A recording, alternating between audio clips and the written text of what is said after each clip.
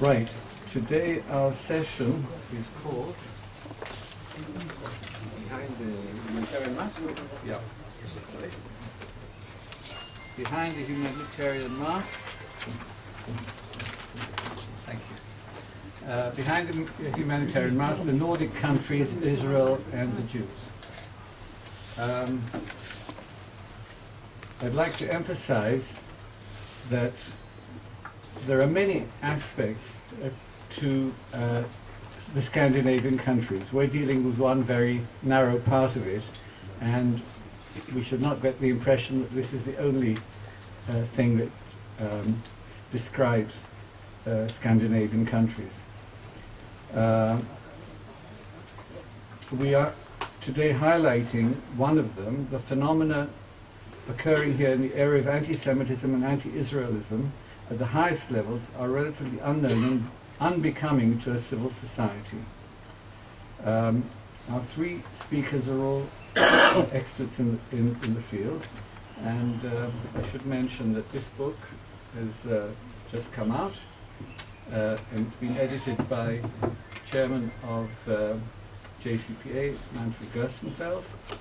I would like to introduce the three speakers. Dr. Efraim Zuroff, sitting in the middle here, is director of the Israel office of the Simon Wiesenthal Center and coordinator of Nazi war crimes research for the center worldwide. He's the author of Occupation Nazi Hunter, I think that's referring to himself, the continuing search for the perpetrators of the Holocaust, and has written extensively about the efforts to bring Holocaust perpetrators to justice throughout the world. His most recent book is The Response of Orthodox Jewry in the United States to the Holocaust, the activities of the Vad Hatzalah Rescue Committee, 1939-45. Since 2001, he has published the Wiesenthal Center's annual status report on the worldwide investigation and prosecution of Nazi war criminals. Next to me, Ambassador Tzvi Mazel was born in Israel, obtained his BA and MA at the Institut d'Études Politiques de Paris. He has been with the Israeli Foreign Ministry for 39 years and has served as Israel's ambassador in Romania, Egypt and Sweden. Many other positions he has held include that of the ministry's Deputy Director for Africa. He has studied the Muslim world extensively. And I think our chairman is very well known to you, but I will introduce him anyway. He is born in Vienna, grew up in Holland, and has been in Israel for 40 years. He's trained both as a chemist and an economist, and his PhD was in environmental studies. He's chairman of the steering committee of JCPA and has published about 12 books. A little bit more. More than 12 books, of which this is the latest.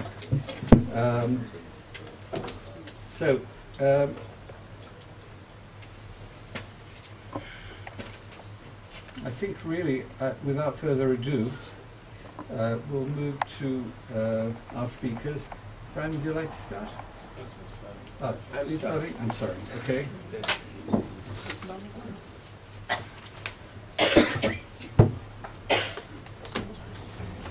Good morning, everybody. Is Izzy Leibler here? No, He's he's not? on holiday. I wanted to thank him because of the publicity.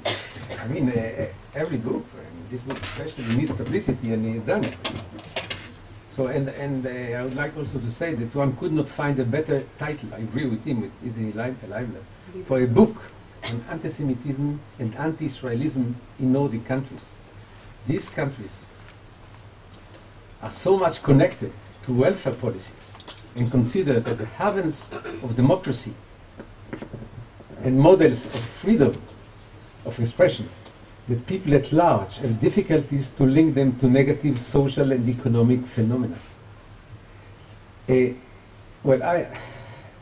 is a lot of corruption in Sweden and a lot of crimes, but the press in Sweden, the coverage of the press, is brief and these stories do not come out of Sweden.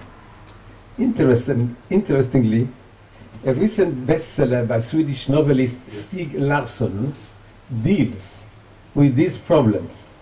In the 3 published volumes of the Millennium series, maybe some of you know about it, Larsson launches an all-out attack on the Swedish press that he considers superficial and non-investigative, and writes about a Swedish society rife with terrible crimes and corruption, and about the importance of neo-Nazi organization in Sweden. Sweden is probably not better or worse compared to other European countries, but Swedes like to hide behind the humanitarian mask, as do the other Nordic countries. Dr. Gerstenfeld's book covers the recent history of anti-Semitism and anti-Israelism or anti-Zionism in countries that are very reluctant to deal with this issue, and certainly not to admit that it is a salient political aspect in their political life. I think that Dr. Gerstenfeld has done a wonderful job. It was vital to put on paper what is going on in Northern Europe and to bring it to the public at large. He managed also to assemble a distinguished group of researchers, well versed in the history of all aspects of anti-Semitism in Nordic countries. The book is replete with personal testimonies and facts that demonstrate the depth of the problem.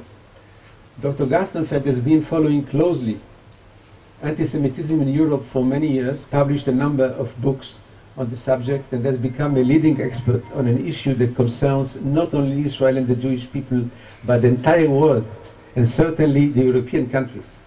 This book, Beyond the Humanitarian Mask, is living history. It relates to an ugly phenomenon that threatens Israel and the Jewish people at present, and will worsen in the coming months and years.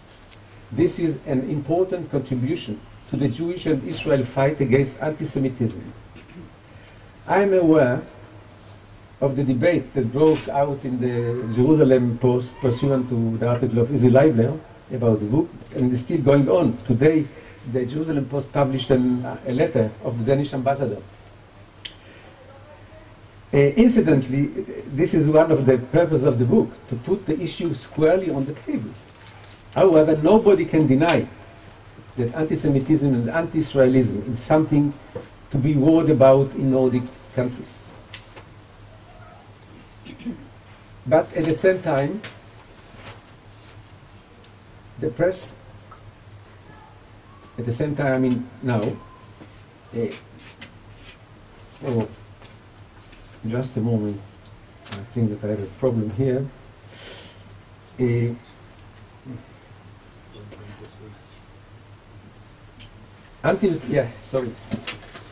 Anti-Semitism is one of the issues that the press Swedish preferred not to discuss in recent past. When I personally arrived in Sweden in 2002, at the height of the Intifada, discussing anti-Semitism was still taboo in the press, in the media. But at the same time, the press dealt a lot with Shoah issues. And I must say that I was surprised. However, I felt that something was wrong, and it took me a few weeks to grasp in this profuse reporting of the Shoah that something was missing. The word Jews or Israel. It was fascinating to me how the Swedish press was dealing with the death camps without mentioning the word Jews. The victims were men, women, and children without identity. The Shoah had become an abstract concept not connected to the identity of its victims. Writing on that theme was perceived in Sweden as a duty that the media took upon itself to make up, maybe for the reprehensible conduct of its country during the war, World War II. So instead of honest reporting on Israel during the times of the Intifada, they took refuge in writing on the Shoah, while Israel bashing could go on with good conscience. Now, the Jewish community in Sweden is a small and did not want to attract attention to itself, so there was not any pressure to deal with anti-Semitism. All knew that it existed, but there was no incentive to discuss it. It was not good for Swedish image. The problem started to emerge a few years before, with the growing presence of Muslim immigrants who came to Sweden seeking asylum. They did not try to hide their hatred to the Jews and Israel, but even then it was swept under the carpet. It came out nevertheless at the trial against Radio Islam. The anti-Semitic station Radio Islam started to operate in 1987. Its director was Ahmed Rami, a Moroccan by birth. Maybe some of you know about it. The contents of his broadcast were so vehement anti-Semitic and anti-Israeli that the European Union Monitoring Center on Racism described Radio Islam as one of the most radical right-wing anti-Semitic homepage on the net, with close links to radical Islam groups. Why right-wing and not left-wing, I don't understand. But anyway, this was the description of the European Union. It took many years, 10 years in fact, till more than 10 years, till the year 2000, till Rami was condemned. 10 years. And then he shut down his station.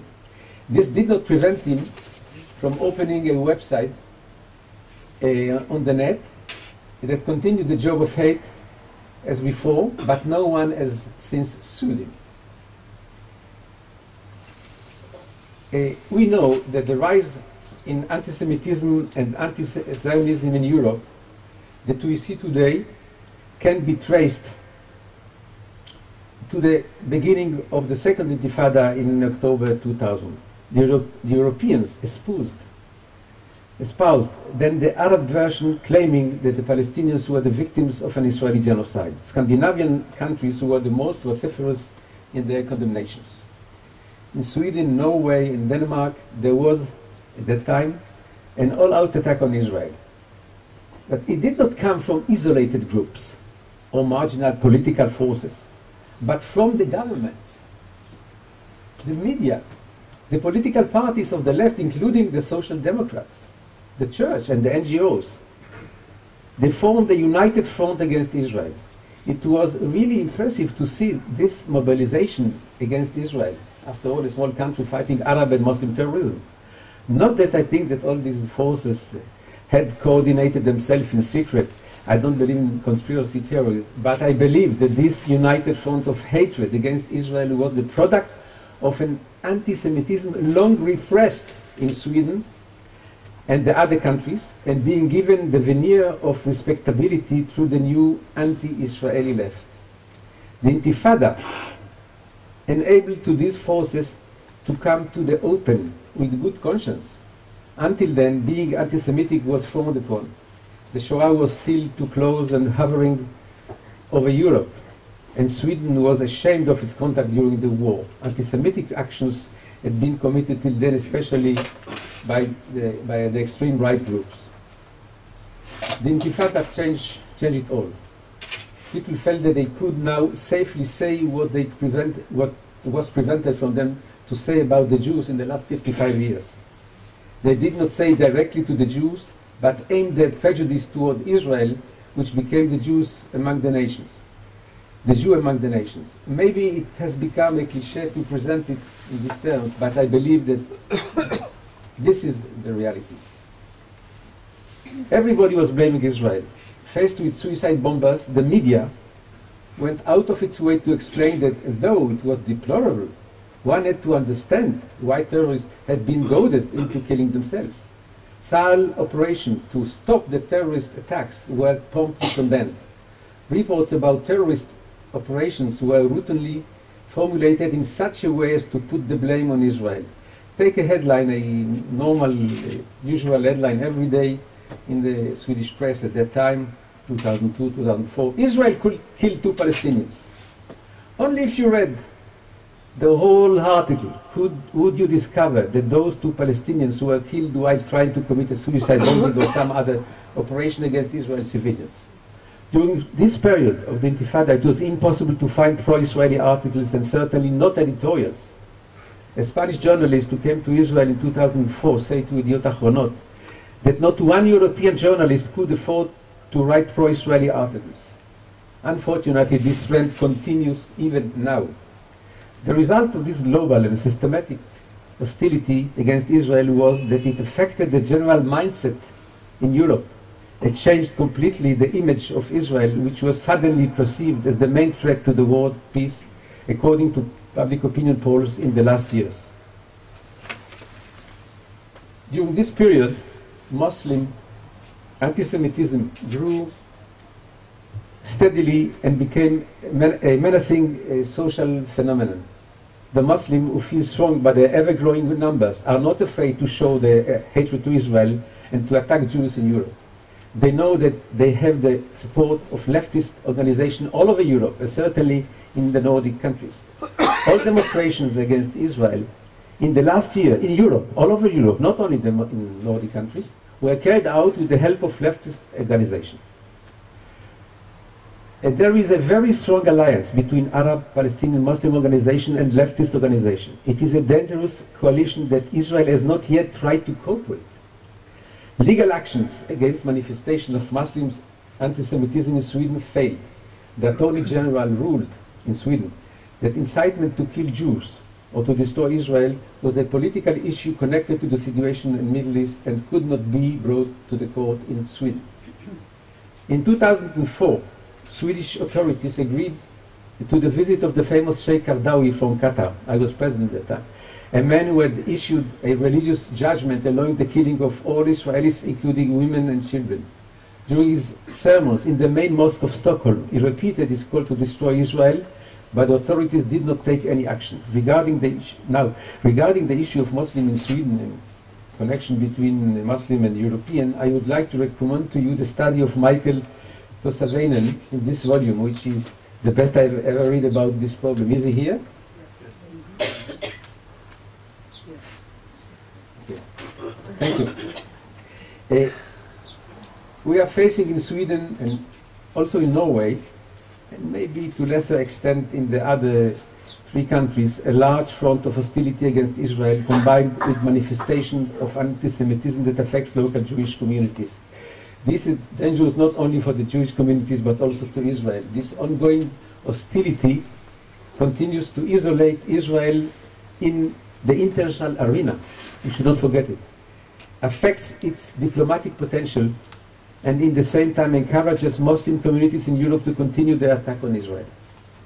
Happily in Sweden itself, the systematic condemnation of Israel at governmental level has stopped a little bit. Stopped. I could say since the formation of the government by liberals and the center-right coalition in 2005. However, the media has remained hostile as well as the church and the various NGOs. Of course, the Muslim organization together with the extreme left continue their hate propaganda. This does not bode well for the future. And just a word to finish. Dr. Gerstenfeld deals with all this issue and many more. I would like to see this book translated into many European languages and distributed not only in the Nordic countries, but in all European countries. We need for this a lot of money, absolutely, but it should be done. Every day, when you open the papers and we continue to read the reports of anti-Semitic action all over Europe, hostile media, hostile declaration, attacks on cemeteries, synagogues, physical aggression on Jews have become common, and the number increases from Britain to Russia. This book should be considered as a wake-up call. Anti-Semitism does not slow down. On the contrary, it's feeding itself and becoming bigger. Thank you.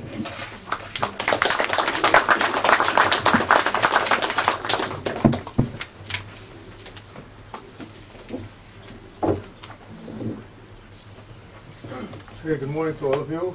I want to begin by thanking the JCPA for partnering with the Friends of the Simon Wiesenthal Center to put out this book, and especially to praise the efforts, not only in terms of producing the book, but also over the years of Manfred, who has been really an outstanding leader in bringing these issues to the knowledge of the public and to do everything possible to spread the information as far as wide and as wide as possible. Some of you will no doubt notice that this book is dedicated to Simon Wiesenthal, and that we are about to mark the 100th anniversary of Simon's birth December 31st, 1908, which is almost imminent. And in that respect, I think this is a very, very appropriate tribute to Simon Wiesenthal, whose struggle for justice was not only a struggle for justice, but also a struggle, in a certain sense, to expose hypocrisy. And in that regard, I think it's really outstanding tribute and especially appropriate. Zvi spoke about the current situation and the manner in which the presentation of Israel in these countries is so slanted, and the anti-Semitic angle. I want to speak a little bit about the past. And a past which I think tells us something also about the present and also about the future. I think it's a bit ironic, but most people naturally think of South America and other countries as countries in which the issue of Nazi war criminals is important. But ironically, even in these countries, over the past 2 or 3 decades, we've been actively involved in trying to get Nazi war criminals brought to justice. And the sad truth is that these efforts have been a complete failure because of the problematic attitude of these governments. So let me begin with something that most of you probably don't know. There are basically only 2 countries in the world in which it is impossible, in principle, to investigate, let alone prosecute Nazi war criminals. And those 2 countries are Sweden and Norway, believe it or not. And the reason is a statute of limitations on prosecution of all crimes. In other words, if today the murder of Ulf Palmer were to be discovered, he couldn't be brought to trial in Sweden, because more than 25 years have passed since the murder was committed. And the same, of course, applies to Nazi war criminals. So, in other words, unlike other countries, which have a statute of limitations on murder, but not on genocide, war crimes, and crimes against humanity, the statute of limitations in Sweden, and until this year in Norway, which I'll get to in a minute, applied across the board. Now, this is of importance in Norway, obviously, because Norway was a country occupied by the Nazis, and Norway was a country which gave us the term Quisling, for collaborator, named for Vidkun Quisling, who was the leader of the collaborationists with the Nazis, and the Jews of Norway, some of them were rounded up and deported. So obviously, this is an issue of importance, but what's less known is that this is or was an issue of importance even in Sweden. And the reason is the following. Sweden, as you all know, was neutral during World War II, but there were Swedes who crossed over into Norway to volunteer for the SS. Some of them served in the Viking Division, which was involved in war crimes in Eastern Europe. But that's not all. After World War II, there were many Nazi war criminals and collaborators who escaped to Sweden, primarily from Latvia and Estonia. So, in other words, this was an issue for 2 reasons. In other words, there were 2 reasons that Nazi war criminals came to Sweden, but by the time that we discovered these people, more than 25 years had passed, and the Swedish government, in principle, refused to even investigate the problem. What was symptomatic of this attitude was a court case that took place in Stockholm in the 60s, in which Carlos Lobe was one of the key figures in the Latvian police and was involved in terrible crimes in Latvia, where 95% of the Jewish community was murdered, in many cases by the Latvians, sued Simon Wiesenthal for libel for accusing him of crimes in court, and Lobe won the case. He was given, I think, a reward of 1 krona. But the very fact that someone like this could emerge victorious in the Swedish courtroom, I think, says a lot about the attitude. Now, in other countries as well, we've been dealing with these issues, believe it or not, even in Iceland. And there's a very good article here by Dr. Vilhelmur Wilhelmsson, which refers extensively to the Mixon case, a case of an Estonian Nazi war criminal who escaped initially to Sweden, and then instead of being sent back to Estonia to face a Soviet court, was allowed to escape, was on his way to Venezuela when his boat broke down in Iceland, and remained in Iceland and became something of a celebrity because his two sons were the stars of the national football team, and he owned a very popular sauna massage parlor in Reykjavik. But Evald Mixon, or Edvald Henriksson, as he became known in Iceland, was a leader of the Omakaitse. The Omakaitse was a gang, basically a gang of Estonian vigilantes who helped carry out the mass murder of Estonian Jews. And he was also an officer of the Estonian political police, which murdered Jews and communists. And the Icelandic public was quite shocked to learn this, but the attitude towards this issue was really very, very difficult to comprehend because the evidence against Mixon was absolutely overwhelming. So this issue clearly shows part of the problematics, but another